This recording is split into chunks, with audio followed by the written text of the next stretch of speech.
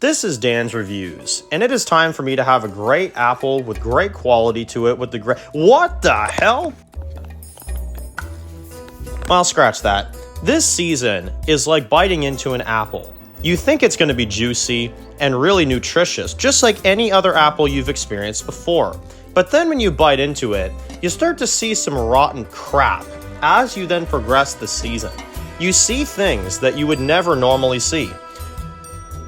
You have one of the weirdest groups of any show I have ever seen.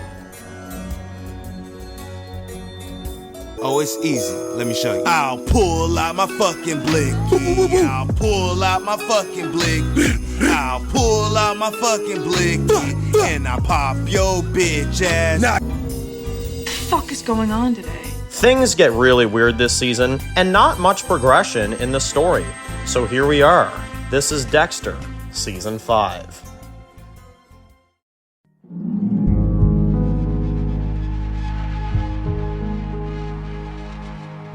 Alright guys, this one's going to be doing another review today. This one's going to be doing another video for Dexter. This one's our next seasonal review. This is for Season 5, our full season reviews. So, holy crap, what happened? What the hell happened? So, okay, so look, I was aware of this. Obviously, the main writer of Dexter, Clyde Phillips, is not the writer going forward. They switched writers in Season 5. But goddamn, I mean, what kind of drop-off was this? Like, seriously, like, listen, it's not a bad season, okay? It's not a bad season. I'm not going to sit here and say it's a bad season. It's not a great season either, though. It's not a great season. We just got off of the damn Trinity killer. We just got off of some of the scariest moments of TV. We just saw Rita's death. We just saw Lundy get shot in the street. We just saw so many things that just make you just like, like, what the hell, you know? This season, I'm seeing some things that are making me go, you know, but for the wrong reason, you know what I'm saying? This season literally focuses on a group of villains called the Barrel Girl Killers. The Barrel Girl Killers. You heard me. The Barrel Girl Killers. Not really sure what that stands for. Not really. I mean, I guess they kill girls and put them in barrels and keep going, but what? What? Writers, what? And on top of everything else, you have Quinn, who has the biggest stick up his ass this entire season that I've ever seen in my entire life. This season is weird. This season is inconsistent. It's so odd. But anyway, let's just get into it. So, the season picks up after the end of Season 4, after Rita's death, which the season actually starts really, really good, too. It's an aftermath of what happened with Rita. We get to see Dexter, what he's going through, his emotions. He loses Aster and Cody. They go with their grandparents for a little while. Dexter is just in a lost mindset now, being a single father for Harrison. And Deb kind of steps in, and, you know, obviously Dexter goes back to his old apartment and stays with Deb, and Deb helps out and everything, and I thought that was really, really cool. And I genuinely like the beginning of this season. You know, you got this character named Boyd. You know, you find out that he's part of the Barrel Girl, the Girl Barrel Killers, or whatever the hell you want to call them. And, you know, I liked him, though. He was a good mini threat. You know, Dexter took care of him pretty quickly. And I liked what they did with Boyd. I thought he was, you know, kind of an interesting mini villain and stuff to kind of build up to the bigger antagonist, you know. And then you get into some of the stuff this season where Quinn is causing problems because Quinn believes that Dexter might have had something to do with Rita's death, so he's investigating him now this entire, you know, first half of the season, which I thought was an interesting plot because, I mean, Dexter has been hiding forever. It's just, the part I find interesting about it, and I actually really like this angle of the story, is that, you know, you have Dexter that is actually innocent for once. He didn't do anything to Rita, but now you've got Quinn that's investigating him for that. It's like the one thing that Dexter didn't do. You know what I'm saying? So I thought that was pretty interesting. And Quinn was an interesting character for the first half. Now you've also got this gang of brothers, which I forget what they're called, but they're like these like three brothers or whatever, and they get killed, but one of them like just doesn't get killed on screen or some BS like that. Like they go to this club, they kill these two guys. But then the other one, apparently, like, we just never get an answer on what happens to them. I don't know what the hell happened there, but this season had a villain problem. They unconcluded these brothers. Never saw the third one, ever. We never got an answer on that. Deb killed one, which obviously raised some controversy. And this delved into a really stupid plot with La Guerta. La Guerta this season is, I'm just gonna say it, she's annoying as hell. I don't like her. There's a lot of other things I could call her, but I'm not gonna do that. I don't get what they were doing with her character. At first they made it seem this season like she was cheating on Angel, which I felt really bad for, but it turned out that Angel was just paranoid, fine, whatever. But then she tries to screw Deb over. She tries to screw up her image in the town. And La Guerta just really turns into a nasty person. Like, she is a nasty person. I don't know. But anyway, you've got La Guerta. I'm not really a fan of what they did with her this season. And then on top of everything else, you've got Quinn, who just... This season, he notices that things are going too far, so he contacts this guy, under the whole thing. Like, it's under the surface completely. It's not even like, a legal thing. But he contacts this guy named Stan. And Stan, I actually thought was a really intriguing character. Stan is like the best thing about the season for me. I thought he was pretty crazy, tailing Dexter, putting cameras in his house, watching him the entire time. Stan was really intimidating. He really was. And I quite enjoyed what they were doing with his character. I thought he was really scary. He came off really intimidating there for a bit. And overall, I liked what they did with him. But Stan, the problem is with Stan is that he's a mini villain. He's only there for a little bit. And then when Quinn decides, because of the relationship he's having with Deb, that he is going to stop coming after Dexter and he's going to stop this whole thing, Quinn backs out of it, but Stan doesn't. And Stan goes all in. And Stan, in the second half of the season, was easily the highlight for me of the story. It was really well done, really well executed. But Dexter, of course, kills him in the penultimate episode in the back of this van.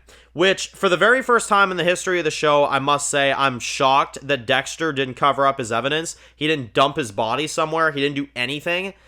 You can tell that Clyde Phillips did not write this season. You can feel the decline in the level of storytelling.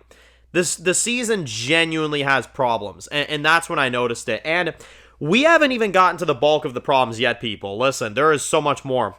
Let's talk about these Barrel Girl killers. I'm going to try to get through the rest of this without laughing my head off at that stupid-ass name.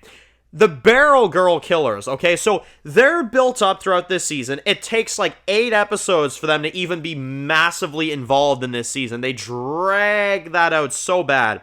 But when you finally get to what they are, over the course of the season, you find out that these are rapists, murderers, brutal people that capture women and do these horrible things to women. It's gruesome. It's some of the most sickening stuff you'll ever hear. It's horrible. And they even go out of their way to introduce a character this season, which I felt to be really interesting. Lumen. And Lumen is a woman that Dexter helps. She's a victim, right, of Boyd. When Dexter kills Boyd, he discovers her. And he has to make her believe that he's really there to help her. She's not sure at first. She tries to escape. And over time, they grow this bond together. And they, over time, turn into this amazing duo, Dexter and this woman, Lumen. And Lumen turns into his right hand. She turns into his, duo this season, She's trying to find these Barrel Girl killers and kill them. She refuses to go home. Dexter tries to make her go home. She doesn't do it. Dexter and her team up, and he teaches her how to kill people the right way. And it was really interesting. I liked the duo a lot. It was really cool. However, one of the funniest episodes this season is episode 6, when Dexter almost gets caught. Like, he almost gets caught in that shipyard. And you've got Deb and the others that are on their way there, and they see these dead bodies there, right? Which is the doing of Dexter and Lumen. And you've got Masuka that just stands there while they're looking at these dead bodies, and I'm gonna roll the clip and y'all can just see this for yourself. I don't know what the hell Masuka was doing, but it threw me off. You're looking at a crime scene, and Masuka does this. Thanks to Masuka's keen expertise, Deborah will be able to close this case. Evidence will go into a banker's box and be filed away, eventually transferred to a storage facility in Bradenton. And that is where it will stay, locked away, forever in the dark. I don't even know what the hell was going on. I love Masuka, man. He's so out of pocket. He's so crazy. I don't...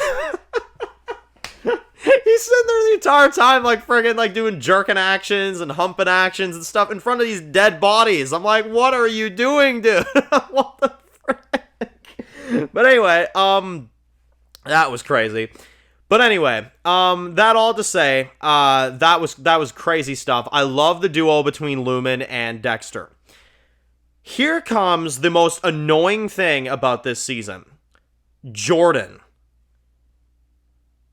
I mean, I don't know if I'm watching Fear the Walking Dead or if I'm watching Dexter. I really don't.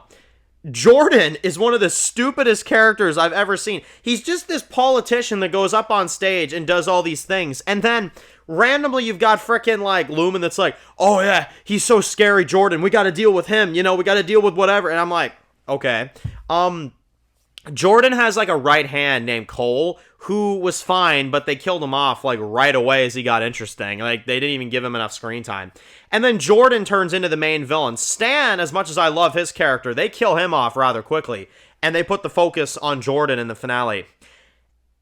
And Jordan is one of the stupidest characters. Like, I'm sorry, no offense to the actor when I say this, because half the reason is because the script was so bad, but I can't even get over the scene when he had Lumen tied up in the frickin', like, in the house or whatever, and he's looking at Lumen, he's like, would you please shut up? Would you shut up, please? Please, would you shut up? Please, please, please. I'm like, dude, are you frickin' serious right now? This is the villain after Trinity Killer? This is the Trinity Killer follow-up? Get the frig out of here with that, writers. Oh my god. Awful villain. Like, I can't emphasize how terrible he was. He's so stupid. Like, the way they hype up these villains, these barrel girl killers. Yeah, you're already starting off good with that name. I'm telling you what, I've never seen something so hyped up to be so intense, so brutal, what they do to people, and then you see this dipshit, like, I'm not scared of this guy. Who the frig would be scared of this guy? Like, who would give a frig about this guy? Nobody. That's who. He's friggin' stupid as hell. And they kill him just as easy as it would be easy to frickin' shove a frickin' rube up his ass. Like, I'm sorry, but he's stupid. He's so stupid. He's awful. I don't know. They kill him quickly. Deb almost catches Dexter, but she doesn't because they gotta drag that out. And then Dexter just, at the end of the season, ends up alone. Because Lumen decides, apparently, after the entire season of giving her an entire storyline, that it's a good idea for her to just leave Dexter after she got what she wanted. Lumen's character fell flat, not gonna lie. That was a massive kick to the nuts for Dexter in particular, because she ain't banging him anymore. But what the hell? Oh yeah, by the way, yeah, they sleep together for like 2 episodes, irrelevant as hell, because then she just dumps him. So yeah, Lumen just ends. Her story just concludes. Absolutely stupid. So listen, I've been sitting on this for a while. I've been sitting on this for a good while. What rating to give this? I'm giving a 6 to season 5. I'm giving it a 6. So many things are inconsistent. Quinn just gives up on Dexter. Villains go nowhere. Villains are stupid, aside from Stan. I like him. They drag out so many things. The finale is terrible. There's no progression in the plot. Lumen was a waste of time. I give it a 6 because I like Dexter's character still. I like Batista. I like Masuka. I like Stan. But that's it. I'll say this. You can tell there was a writing change. You can tell the writers changed from seasons 1 to 4 to season 5. This is easily the worst season so far. It's not a bad season, but it's a very mediocre season. So that's my thoughts on Dexter season 5. We'll be back for season 6, probably in another week or so. But there you go, guys. Merry Christmas, too. I got this out around Christmas for y'all. So Dexter season 5, there you go. That's my thoughts on that. 6 out of 10. If you're new to the channel and you enjoy videos like this, make sure to click subscribe so you don't miss any of the videos for Dexter. Make sure to follow me on Dan's Views Official on Instagram, guys. And of course, I'll see you guys really soon for more videos for Dexter. Enjoy the rest of your day, guys, and peace out.